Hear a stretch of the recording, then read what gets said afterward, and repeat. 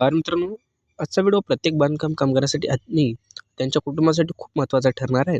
जर तुमच्याकडे बांधकाम कामगार कार्ड असेल किंवा तुम्ही नोंदणी करण्याचा विचार करत असाल, तर हा व्हिडिओ शेवटपर्यंत नक्की पहा. कारण आज आपण जाणून घेणार आहोत की महाराष्ट्र बांधकाम कामगार कल्याण मंडळामार्फत कोणकोणत्या योजना उपलब्ध आहेत, त्यासाठी कोण पात्र आहे, अर्ज कसा करायचा आणि कोणती कागदपत्रे आहेत जे लागतात. मंडळाचे उद्दिष्ट नोंदणीकृत बांधकाम कामगारांना सामाजिक, शैक्षणिक, आरोग्य आणि आर्थिक सहाय्य उपलब्ध करून देणे आहे. सर्वप्रथम बांधकाम कामगार योजना म्हणजे काय हे समजून घेऊया. महाराष्ट्रातील नोंदणीकृत बांधकाम कामगारांसाठी विविध कल्याणकारी योजना राबवल्या जातात. या योजनेचा लाभ घेण्यासाठी संबंधित कामगाराची वैध नोंदणी असणे आवश्यक असते. या योजनेमध्ये आरोग्य, शिक्षण, विमा, घरकुल, आर्थिक सहाय्य आणि इतर अनेक लाभांचा समावेश असतो. आता पात्रतेबद्दल बोलूया. जर तुमचे वय 18 ते 60 वर्षाच्या दरम्यान असेल आणि तुम्ही मागील 12 महिन्यात किंवा 90 दिवस बांधकाम क्षेत्रात काम केले असेल, तर तुम्ही नोंदणीसाठी पात्र ठरवू शकता.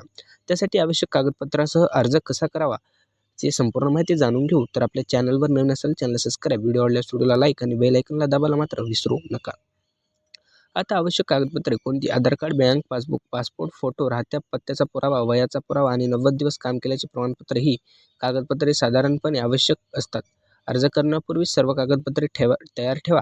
मित्रांनो, या योजनेत मिळणारे लाभही खूप महत्त्वाचे आहेत. नोंदणीकृत कामगारांना मुलींच्या शिक्षणासाठी आर्थिक मदत, वैद्यकीय सहाय्य, अपघात किंवा नैसर्गिक मृत्यूचा वेळी सहाय्य, प्रस्तुत लाभ, निवृत्तीनंतर पेन्शनसारखे काही लाभ, तसेच घरकुलशी संबंधित मदत अशा विविध योजना उपलब्ध आहेत. प्रत्येक योजनेसाठी स्वतंत्र अटी लागू असू शकतात. अनेक जण विचारतात, अर्ज कसा करायचा? त्यासाठी अधिकृत पोर्टलवर जाऊन नोंदणी करा. त्या येते. अर्ज भरल्यानंतर कागदपत्रांची पडताळणी होते आणि पात्रता पूर्ण झाल्यास नोंदणी मंजूर केली जाते. त्यानंतर विविध योजनेसाठी स्वतंत्र अर्ज करता येतो. एक महत्त्वाची सूचना, सोशल मीडियावर अनेक वेळा सर्वांना इतके रुपये मिळणार, सर्वांच्या खात्यात पैसे जमा झाले अशा बातम्या फिरत असतात. अशा दाव्यावर विश्वास ठेवण्यापूर्वी अधिकृत माहिती तपासणे आवश्यक आहे. योजनेतील लाभ संबंधित योजनेच्या अटी व पात्रतेनुसार दिली जातात. जर तुमची नोंदणी अद्याप झाली नसेल तर ती पूर्ण करून घ्या आणि नोंदणी झाल्यानंतर वेळोवेळी उपलब्ध योजनेची माहिती तपासत राहा, जेणेकरून कोणतीही लाभ चुकणार नाही. जर हा व्हिडिओ तुम्हाला उपयुक्त वाटला असेल तर व्हिडिओला लाईक करा, तुमच्या मित्रांपर्यंत शेअर करा आणि सरकारी योजनेचे असेच अचूक अपडेट्स मिळवण्यासाठी आपल्या चॅनलला सबस्क्राईब करा मात्र विसरू नका. भेटूया नेक्स्ट व्हिडिओमध्ये.